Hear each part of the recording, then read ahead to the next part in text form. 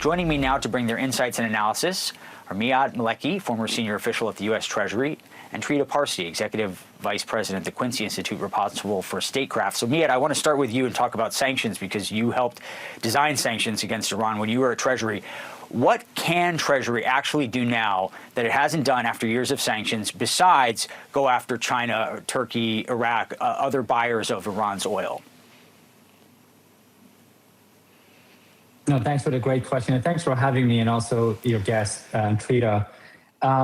You're right. I mean, the gap isn't really the authorities that president has. Iran's economy has been subject to very comprehensive, I would say the most comprehensive sanctions in the history of sanctions. So it's not the authorities that the Treasury Department is going to expand. It's really the enforcement.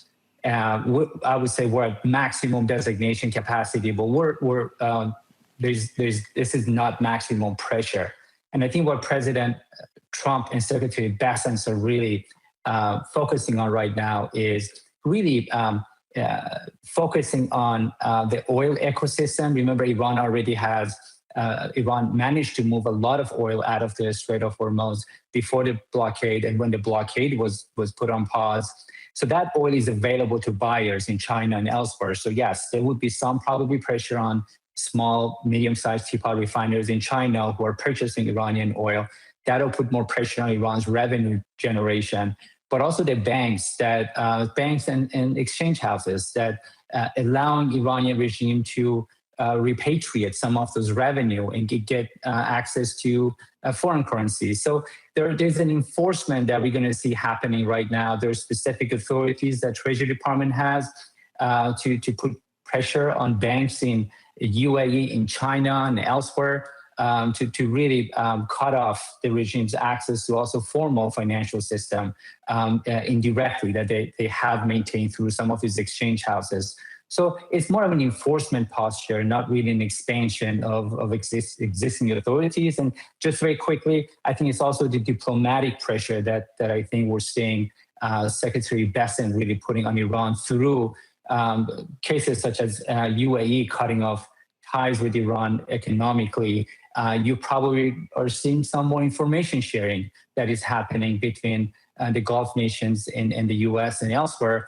But you also have UN and EU sanctions that are biting against Iran's economy right now. Trita, do you think all this pressure, diplomatic, economic, do you think it's going to work? Just keep squeezing until Iran gives more? Well, judging by the track record of the last 4 decades of more and more sanctions, there's really no reason to believe that this time around is going to be dramatically different from the previous times. All the previous times undoubtedly had put pressure on Iran. There's no doubt about that, and it has devastating impact on the Iranian economy.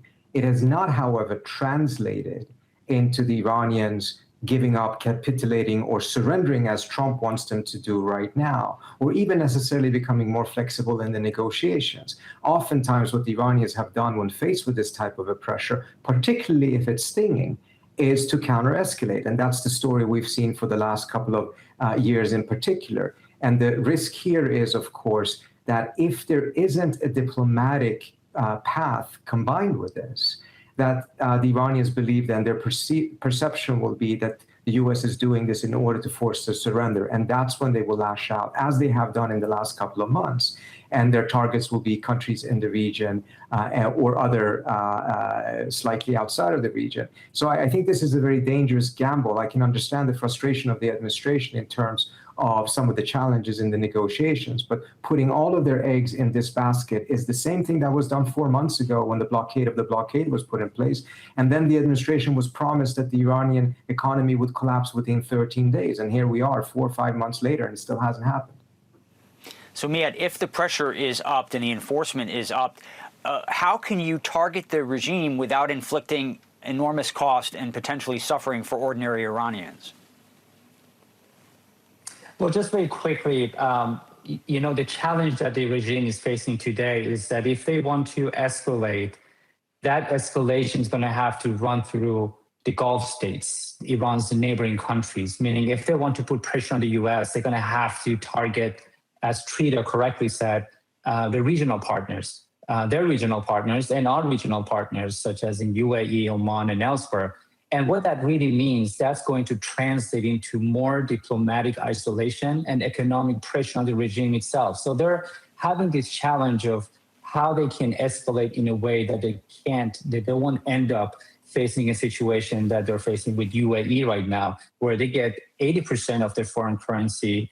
It's really a lifeline economically for the regime, and that's being cut right now. As far as sanctions, how they would work, I think historically, the regime changes course when the cost becomes unbearable. We've seen that, in 2003, they suspended enrichment. In 23, they accepted to sit down and negotiate over the JCPOA. Just very recently, a year after Qasem Soleimani, the closest commander to the supreme leader, was killed, only a year after they were back in Europe negotiating over a deal. And then the MOU, only shortly after a war that led to the killing of their most important political figure and the RGC leaders, they came to the table to negotiate over the memorandum of understanding. And that's really the result of the sanctions and economic pressure.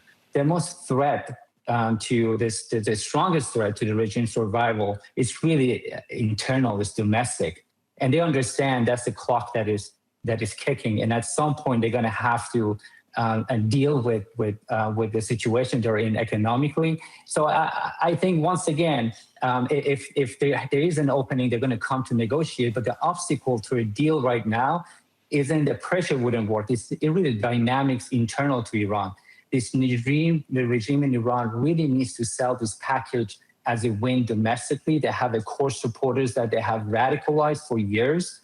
They overpromised victory to this 10, 15%, 20% of the supporters that they have.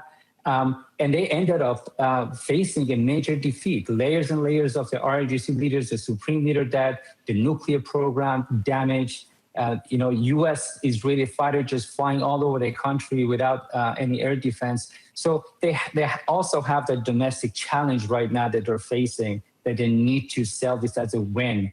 Otherwise, the regime is going to be facing not just the 80% of the Iranians that have moved on with this regime, but also their own core supporters that they've been radicalized. You mentioned the supreme leader. Trita, we've just seen another undated video of Mushtaba, unclear when it was taken. Who do you think is actually in charge right now? Why is state media just releasing this old footage? Is there any credibility problem from the fact that we haven't seen him? If I could just quickly comment on what Miyad said earlier on, listening to that, it sounded as if this war has been quite a success. And I think the overwhelming majority of Americans, according to polls, have the right conclusion about this war, which is that it's been an utter disaster. So it has not achieved a single one of America's strategic objectives. Just imposing damage or destroying things in Iran is not the strategic objective. These are tactical wins, perhaps, if they can be translated into a strategic win. But they have not, and there's nothing that suggests that they will be anytime soon. So I think the United States itself would have been much better off having not started this war in the first place. So I don't buy this narrative that some way, somehow, the Iranians have been defeated. If they were 6 months into this war that was only supposed to last 4 days, I hate to see what the administration or supporters of this war would actually call a defeat, because this has clearly been a defeat so far. In regards to the supreme leader, it is really a mystery. I have no idea where he is. I don't think anyone really knows exactly what the situation is. I think we're seeing more and more evidence that he is alive and that he is involved. Whether he is entirely in charge or not, we don't know, because the opacity in which this system, this theocracy is working is far, far deeper now than it was before the war. We already back then had limited insight into the exact mechanisms of the theocracy. Now it's even more mysterious than it was before. But it is indeed a very interesting thing that for months now he has not been seen. Even the statements that he is issuing is read by someone else on TV, and it's becoming increasingly a question mark amongst the population as well. Who's actually running the show? Trita Parsi and Maleki, we have to leave it there, but I really appreciate both of your perspectives. Thank you very much.